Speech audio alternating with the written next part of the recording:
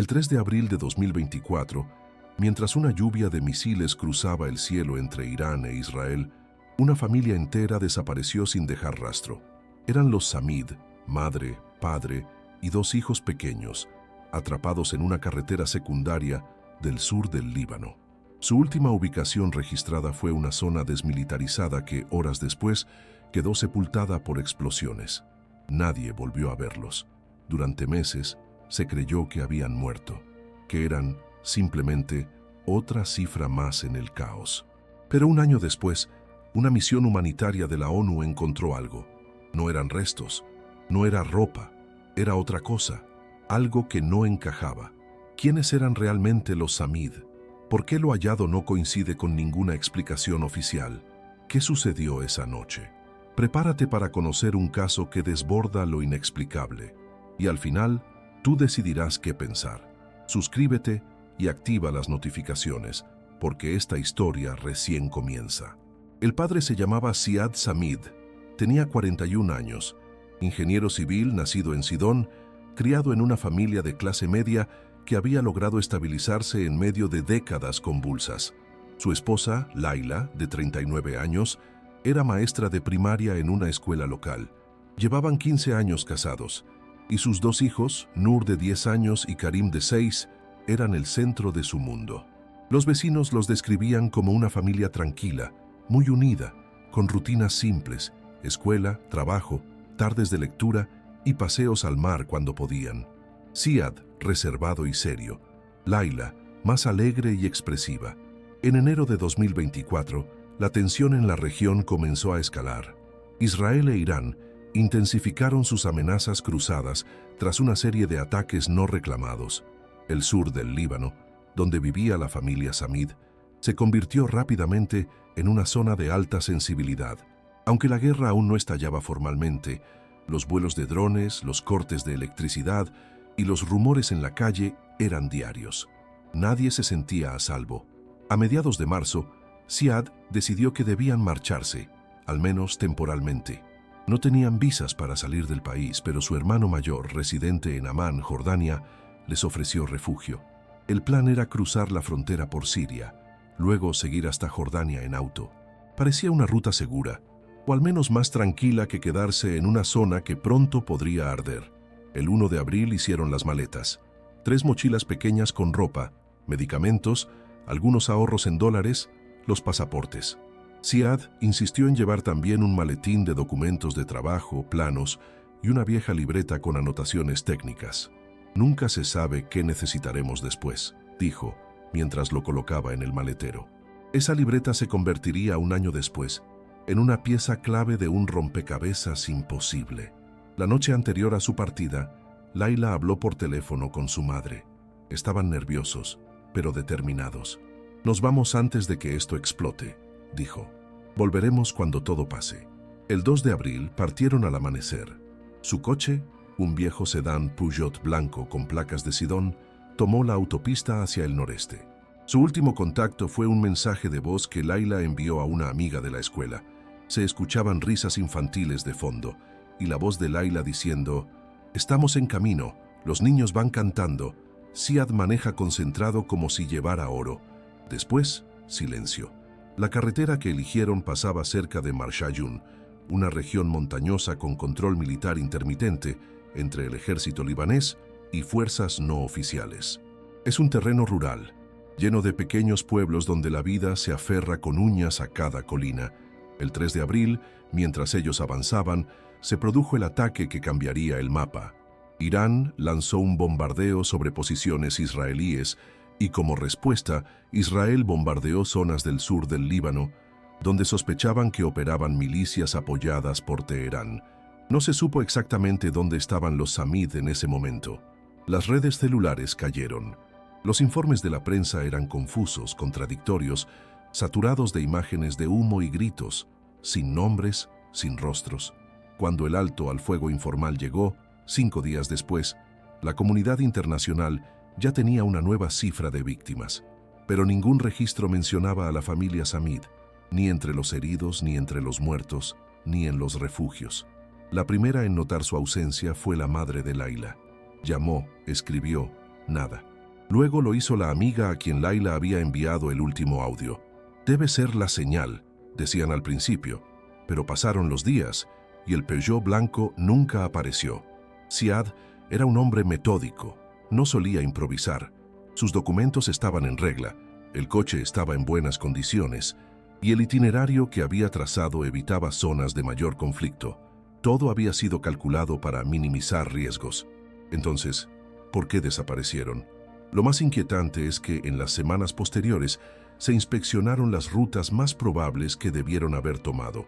No había restos de autos calcinados ni señales de enfrentamientos en esa zona específica. Tampoco cuerpos sin identificar que coincidieran con su descripción. En otras palabras, no había evidencia física de que los Samid hubieran pasado por ahí. Era como si la tierra se los hubiera tragado. Las teorías no tardaron en surgir. Algunas afirmaban que habían sido secuestrados por error, confundidos con alguna célula sospechosa. Otros sostenían que cruzaron hacia Siria y se perdieron entre los desplazados, pero ninguna tenía fundamento, ninguna prueba, solo vacío. La historia cayó en el olvido. Durante meses fue un asunto comentado solo en reuniones familiares o entre los pocos vecinos que aún se atrevían a hablar de lo que ocurría. Porque cuando las bombas caen, los desaparecidos no hacen ruido, hasta que algo cambió.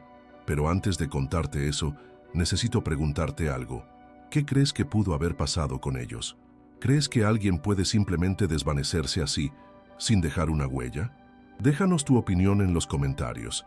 ¿Desde qué país estás viendo esta historia? Tu perspectiva puede aportar mucho a este misterio. Y si te interesan historias como esta, donde lo inexplicable se mezcla con lo real, no olvides darle me gusta, suscribirte y activar la campanita. Hay más casos que aún esperan ser contados. El 3 de abril de 2024 comenzó como un día de tensión eléctrica en la región. Los medios de comunicación hablaban de maniobras militares y advertencias de bombardeo, pero en el sur del Líbano, el caos se vivía en silencio, como una marea que subía lentamente. Aquella mañana, las estaciones de radio locales interrumpieron la música con alertas dispersas. Eviten las carreteras cercanas al río Litani. Posibles movimientos inusuales en la frontera, se recomienda precaución. En medio de ese clima, el Peugeot blanco avanzaba por una ruta secundaria que conectaba las colinas de Hasbaya con un viejo puesto de control abandonado. Era una vía rural, rodeada de olivares, granjas en ruinas y piedras antiguas, marcadas por conflictos pasados. Esa fue la última ubicación donde alguien afirma haber visto el vehículo. Un pastor, de nombre Mahmoud, dijo en una entrevista posterior que vio un coche blanco pasar a gran velocidad hacia el este, alrededor de las 10:30 de la mañana. Iban apurados, pero no parecían perseguidos. Era como si escaparan del tiempo, dijo. A las 11:17 ocurrió el primer bombardeo confirmado sobre el sector. Una explosión sacudió una colina a pocos kilómetros del supuesto punto de avistamiento. Según mapas posteriores, esa zona no fue el blanco principal, sino una consecuencia colateral, un impacto secundario. Pero desde ese momento todo contacto con los Samid se evaporó. No hubo llamadas, ni mensajes, ni un solo posteo en redes, ninguna conexión a GPS.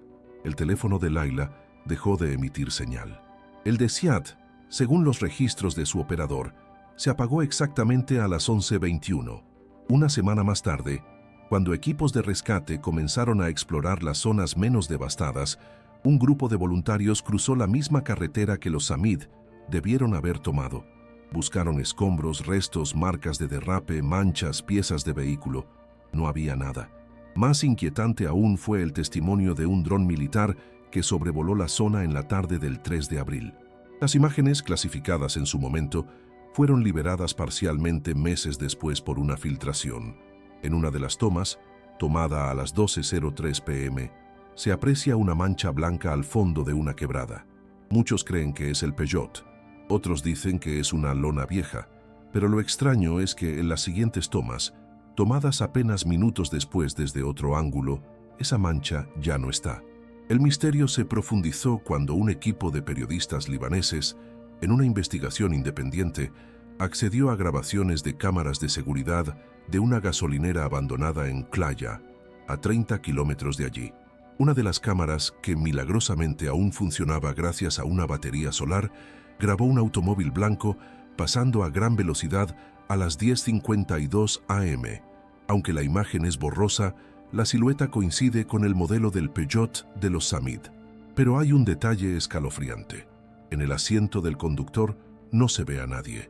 Desde ese punto, ninguna otra cámara los captó.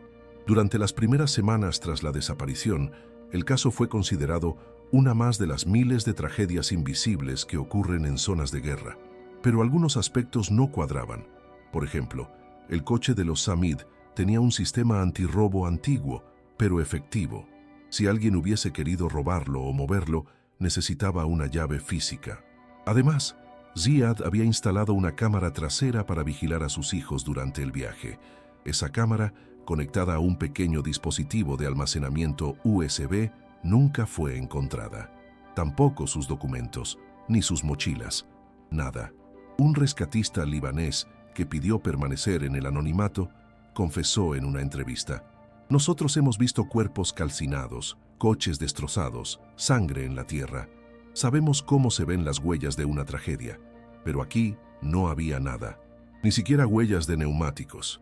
Algunos comenzaron a sugerir que los Samid nunca pasaron por ahí, que tal vez tomaron otra ruta, que quizá fingieron su desaparición para huir hacia otro país. Pero esos rumores se desmoronaron cuando se revisaron las cámaras del peaje en la autopista de salida. El coche fue visto saliendo de Sidón la madrugada del 2 de abril y también en una estación de servicio cerca de Yesin, donde Laila compró agua embotellada y chocolatinas para los niños. La cámara captó perfectamente sus rostros. Eran ellos. Entonces, ¿cómo es posible que en menos de 24 horas desaparecieran del mapa sin dejar un solo indicio? Laila había sido maestra por más de una década. Sus colegas decían que era meticulosa, amorosa y, sobre todo, predecible. No era alguien impulsiva ni capaz de arriesgar la vida de sus hijos en un acto irracional. Ziad, por su parte, tenía contratos vigentes con una empresa de ingeniería en Beirut. Su salida fue repentina, sí, pero no sin motivo. No había señales de deudas, problemas legales, ni conflictos personales. Todo en sus vidas apuntaba a una familia que huía del peligro, no a alguien que planeaba desvanecerse. Un último detalle surgió semanas después. Una amiga cercana de Laila, con quien hablaba por mensajes codificados cuando sentían que eran espiadas, encontró en su bandeja de entrada un correo extraño. Era un mensaje borrador, nunca enviado, que Laila había escrito antes del viaje. El asunto decía: si algo sale mal. El cuerpo del mensaje era críptico, como si hablara en clave: las montañas esconden más que piedra. Si me buscan, empiecen por donde la luz no llega. La amiga, asustada, nunca lo mostró a las autoridades. Ese mensaje quedó como un eco sin respuesta, una advertencia, o tal vez una despedida. La ONU, en su informe sobre desplazados del conflicto, no incluyó a los Samid. Técnicamente, no eran refugiados. No cruzaron ninguna frontera reconocida. No pidieron asilo. Para el sistema internacional simplemente no existen desde el 3 de abril. Y sin embargo, un año después, algo surgirá. Algo que sacudirá esa certeza. Pero antes de llegar a ese giro, quiero saber tu opinión. ¿Qué piensas que pasó con la familia Samid?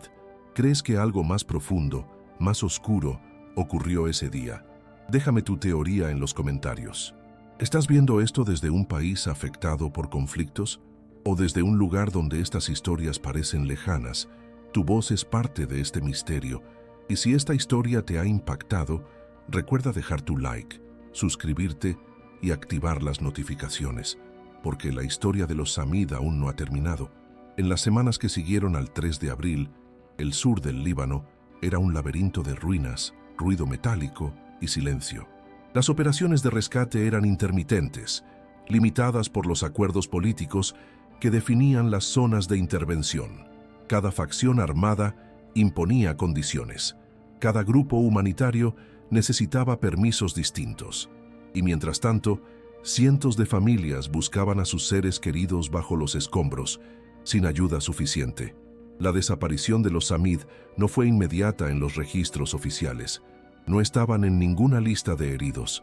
Tampoco aparecían en los hospitales de campaña. No figuraban como evacuados.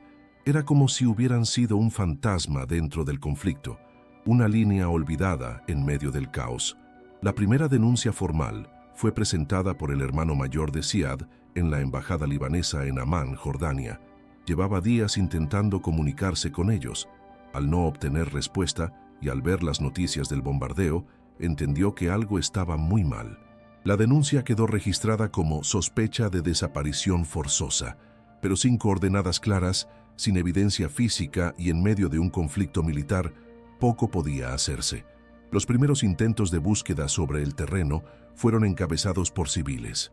Un pequeño grupo de amigos, familiares y voluntarios se organizó para recorrer la ruta que los Samid debieron haber tomado. Revisaron aldeas destruidas, hablaron con pastores, comerciantes y hasta con contrabandistas que operaban en la frontera.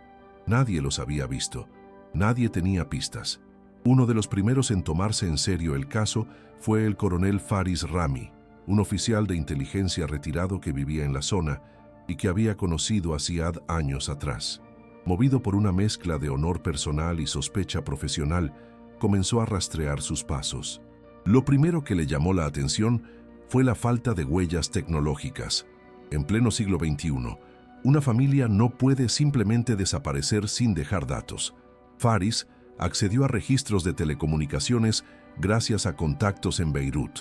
Confirmó lo ya sabido. El teléfono de Ziad se apagó de forma manual. No por daño, no por interferencia. Fue desconectado. Alguien lo hizo. Las autoridades libanesas, presionadas por medios locales y por una creciente ola de rumores en redes sociales, emitieron un comunicado vago. No existen pruebas concluyentes de desaparición forzosa ni de fallecimiento de la familia Samid. Las investigaciones continúan, pero no continuaron. A los pocos días, el caso quedó archivado bajo la etiqueta de zona de conflicto activo, lo que en la práctica significaba que nadie se haría cargo. Un mes después, cuando la tregua tácita entre Irán e Israel permitió el ingreso de algunas ONG a las zonas rurales, la organización Médicos Sin Fronteras envió un pequeño contingente a inspeccionar posibles refugios de desplazados. En uno de ellos, cerca de Rashaya al-Fukar, encontraron una inscripción en una de las paredes internas, KSN4 2024. Las letras coincidían con las iniciales de Karim Samid y Nur, sus hijos. La inscripción estaba hecha con un marcador azul y parecía reciente, pero no había nadie más allí. Ni huellas, ni pertenencias, ni signos de ocupación prolongada. Solo esa marca, un grito sin eco. La hipótesis más fuerte entonces fue la de secuestro. ¿Pero por quién? Los Samid no eran millonarios, ni políticos, ni miembros de ninguna organización. ¿Qué interés tendría alguien en capturarlos y desaparecerlos por completo? Las milicias locales negaron cualquier implicación. Incluso los grupos más radicales, que solían utilizar rehenes como moneda de cambio, negaron conocer su paradero. Una familia así no tiene valor para nosotros, dijo uno de los portavoces en una entrevista clandestina. Pero hubo algo que sí generó sospechas: el trabajo de Ziad. Aunque oficialmente era un ingeniero civil, especializado en estructuras, un excompañero de universidad reveló que en sus últimos años Ziad había trabajado en proyectos estratégicos de reconstrucción, algunos financiados por potencias extranjeras. Uno de esos proyectos incluía la instalación de sensores subterráneos en zonas consideradas de valor militar. Había visto algo que no debía. ¿Estaba involucrado sin saberlo en una operación más grande? Cuando se intentó acceder a los planos y documentos que Ziad había llevado consigo, aquella famosa libreta técnica, la familia no pudo aportar nada. Nadie sabía exactamente qué contenía. Algunos creen que ese maletín pudo haber sido la razón de su desaparición. Las agencias internacionales, incluyendo la Cruz Roja y el ACNUR, fueron alertadas del caso. Pero sin pruebas concretas de paso por frontera, sin imágenes satelitales claras y sin una solicitud de asilo registrada, el caso fue considerado no prioritario. Incluso el sistema de Interpol, al ser consultado por la familia, respondió con un mensaje protocolar: no se han encontrado coincidencias biométricas en ninguna base de datos internacional. En junio de 2024, Un grupo de periodistas franceses especializados en conflictos de Oriente Medio incluyó el caso Samid en un reportaje sobre desapariciones invisibles. Gracias a su presión, la Oficina del Alto Comisionado de Derechos Humanos de la ONU pidió una revisión del caso, pero no hubo respuesta inmediata. El caso parecía condenado al olvido. Lo que más dolía a los familiares era la indiferencia.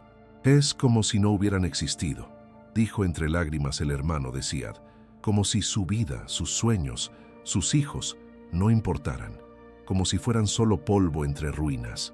Y así pasó el tiempo. Para diciembre de 2024 ya nadie hablaba del caso. Las noticias giraban hacia otros conflictos. Nuevas tragedias ocupaban los titulares. Pero en una pequeña carpeta gris, en un escritorio polvoriento de una oficina de Naciones Unidas en Beirut, seguía el expediente con 4 nombres: Ziad, Laila, Nour y Karim.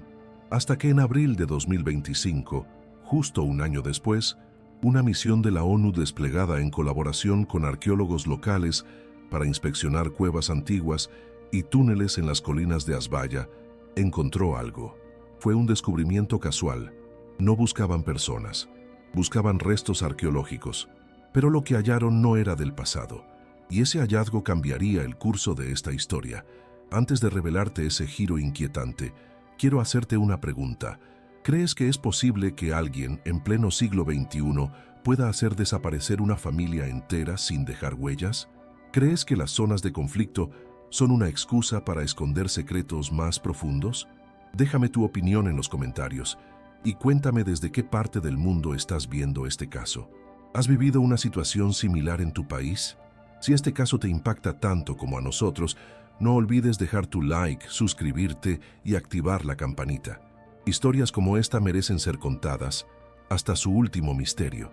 La misión arqueológica de abril de 2025 tenía un propósito muy diferente: documentar estructuras subterráneas antiguas que podrían haberse visto afectadas por los bombardeos del año anterior.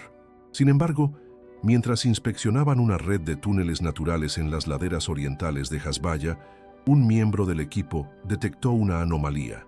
Era una abertura parcialmente cubierta por rocas caídas, casi imperceptible a simple vista. Uno de los guías locales aseguró que esa cueva no estaba en los mapas previos, ni en las rutas de los pastores. Se trataba de un acceso reciente, probablemente causado por los temblores que siguieron a los bombardeos. 2 exploradores entraron primero. La linterna iluminó un corredor estrecho, con paredes húmedas y aire espeso.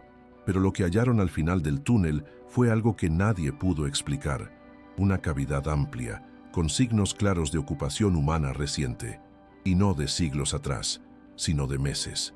Había una manta de fabricación moderna, envases vacíos de comida enlatada con etiquetas en francés, una linterna portátil sin baterías y, lo más inquietante, una libreta negra con el nombre Z. Samid escrito a mano en la primera página.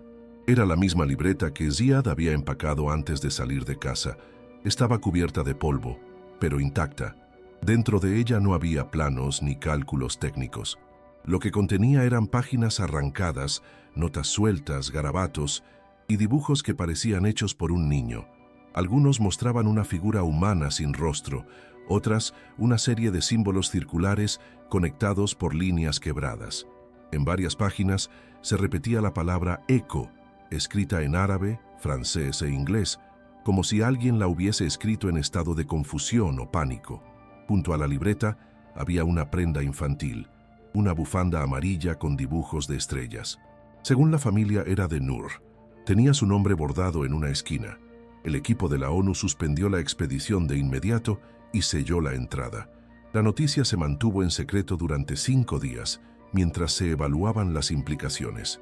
Cuando finalmente se permitió el ingreso de una segunda comitiva, acompañada por peritos forenses, se hallaron más rastros: fragmentos de cabello humano, una huella parcial en la pared húmeda y marcas en la piedra como si alguien hubiese estado rascando para salir. No había cuerpos, no había sangre, pero la escena parecía la de un encierro, un escondite o una prisión. Las autoridades libanesas intentaron desestimar el hallazgo como una simple coincidencia. Muchos refugiados buscaron refugio en cuevas, declararon, Pero los peritos forenses de la ONU no estuvieron de acuerdo. La libreta pertenecía claramente a Ziad. El ADN del cabello coincidía con un perfil genético cercano a la madre de Layla. Y lo más inquietante, una inscripción en la pared decía con trazo infantil: «Aquí no pasa el tiempo». Las redes sociales estallaron cuando se filtraron fotos del interior. Algunos creyeron que los Samid habían sido víctimas de una red clandestina. Otros hablaron de experimentos, de sectas ocultas, de túneles que cruzaban países. Pero lo cierto es que nada explicaba cómo esa cueva no había sido detectada antes, ni por qué contenía objetos en buen estado, sin signos de degradación, como si el tiempo dentro hubiese transcurrido de otra forma. Una tercera expedición, esta vez con expertos en geología, confirmó algo aún más desconcertante. La cueva tenía niveles de radiación inusuales, aunque no peligrosos, y una anomalía magnética localizada en el centro de la sala donde se encontró la libreta. No era un campo natural, algo había afectado el espacio. Fue entonces cuando surgió una teoría que rompió todos los esquemas. Uno de los investigadores, de origen suizo, especializado en estructuras subterráneas, sugirió que esa cueva no era completamente natural. Dijo que ciertos patrones en las paredes, simetrías angulares y distribuciones de rocas parecían sugerir intervención humana, o algo que aún no comprendemos. Y ahí fue cuando reapareció el coronel Faris Rami, el mismo exmilitar que un año antes había intentado seguir el rastro de los Samid. Cuando se le mostraron las fotos del hallazgo, su rostro se endureció.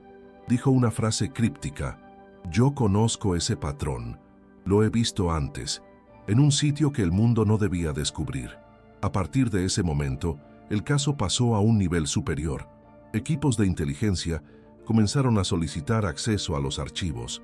Se ordenó una revisión de los informes de Ziad en sus años como ingeniero, y se descubrió que efectivamente uno de sus últimos trabajos lo había llevado a explorar cuevas de origen volcánico en una región muy cercana a la del hallazgo, y que durante ese proyecto Ziad había reportado sonidos inusuales bajo tierra y variaciones inexplicables en el GPS. ¿Era posible que Ziad hubiera sabido de la existencia de esa cueva desde antes? ¿Que se dirigiera hacia ella a propósito? El hermano de Ziad, al enterarse de todo esto, colapsó emocionalmente. No lo habría hecho. No pondría a sus hijos en riesgo, a menos que no tuviera otra opción.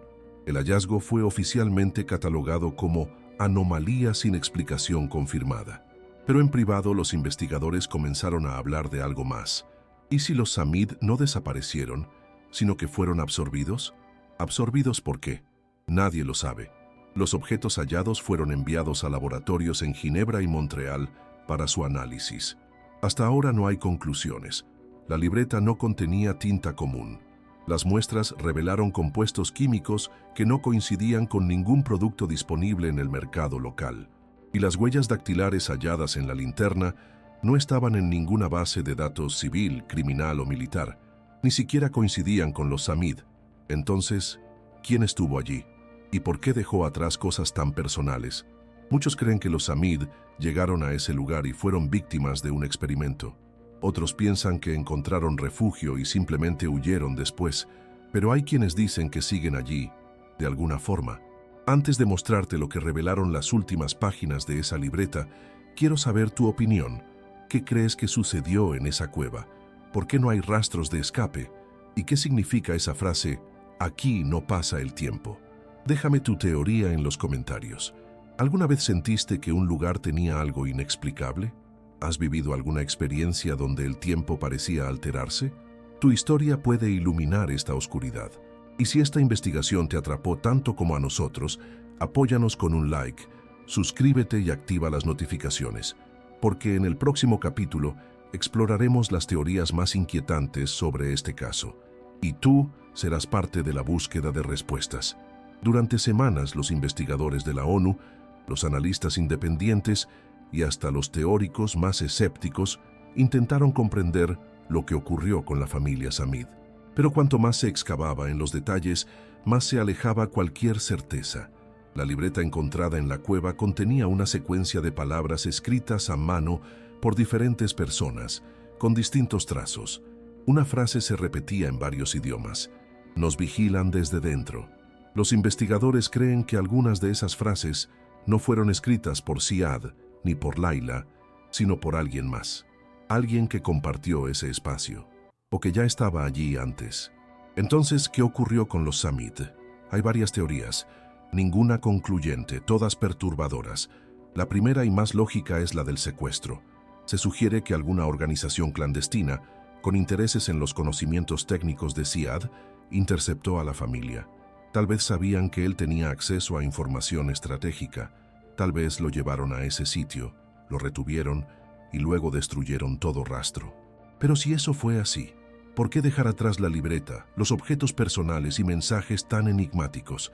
La segunda teoría sostiene que los Samid encontraron la cueva por accidente y que algo allí los atrapó. No necesariamente una fuerza física, sino psicológica, mental. Algunos expertos en geología sostienen que existen zonas donde campos magnéticos afectan la percepción del tiempo y el espacio. Y si por alguna razón al entrar en esa cueva, el tiempo para ellos dejó de avanzar, y si siguen allí, atrapados en un ciclo incomprensible para nuestra lógica. Una tercera teoría, más extrema, plantea que la cueva no es de este mundo, que es un punto de contacto con algo que aún no entendemos.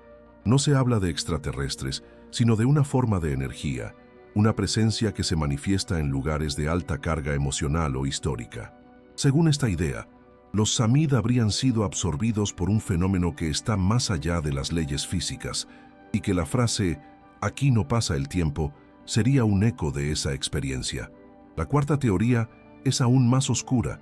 Sugiere que Ziad sabía exactamente lo que hacía, que todo fue premeditado, que esa libreta no fue una bitácora improvisada, sino una guía. Algunos creen que Ziad estaba obsesionado con antiguas estructuras que, según leyendas locales, eran puertas hacia otros planos de realidad. Tal vez arrastró a su familia hacia ese destino, no por maldad, sino por convicción, como quien cruza una frontera invisible, buscando algo más. Finalmente existe una teoría que estremece por su simpleza, que nunca desaparecieron, que simplemente dejaron de ser percibidos, como si estuvieran aún allí, en el mismo espacio que todos, pero en una frecuencia distinta, como una imagen que solo aparece bajo una luz determinada, como una sombra que no proyecta forma. La historia de los Samid no tiene un final, solo tiene ecos, ecos que resuenan en la cueva, en la libreta, en los objetos abandonados. Ecos que nos recuerdan que, incluso en medio del conflicto, en la devastación de una guerra, hay desapariciones que no tienen explicación militar ni lógica humana. Hay misterios que no se disuelven con informes, que no se entierran con bombas.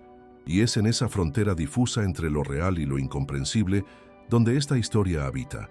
Hoy los nombres de Ziad, Layla, Noor y Karim figuran en un informe oficial de Naciones Unidas como caso abierto, con evidencia física sin resolución. Pero para su familia, para quienes los conocieron, no son un caso, son un dolor vivo, una herida que no cicatriza. Y para nosotros son un recordatorio brutal. En ciertos lugares del mundo puedes desaparecer y el mundo seguirá girando como si nunca hubieses estado allí. Entonces ahora te pregunto a ti, ¿qué crees que ocurrió con los Samid? ¿Fueron víctimas de un conflicto olvidado o testigos de algo que no debía ser visto? Déjame tu teoría en los comentarios. ¿Crees que existen lugares donde el tiempo, la lógica y la percepción se rompen? ¿Crees que es posible cruzar una línea invisible y no poder volver? Y si esta historia te impactó tanto como a nosotros al investigarla, por favor, dale like al video, comenta desde dónde estás viendo esta historia, suscríbete al canal para más relatos como este y activa la campanita de notificaciones, porque aún hay misterios enterrados y tú eres parte de quienes quieren desenterrarlos.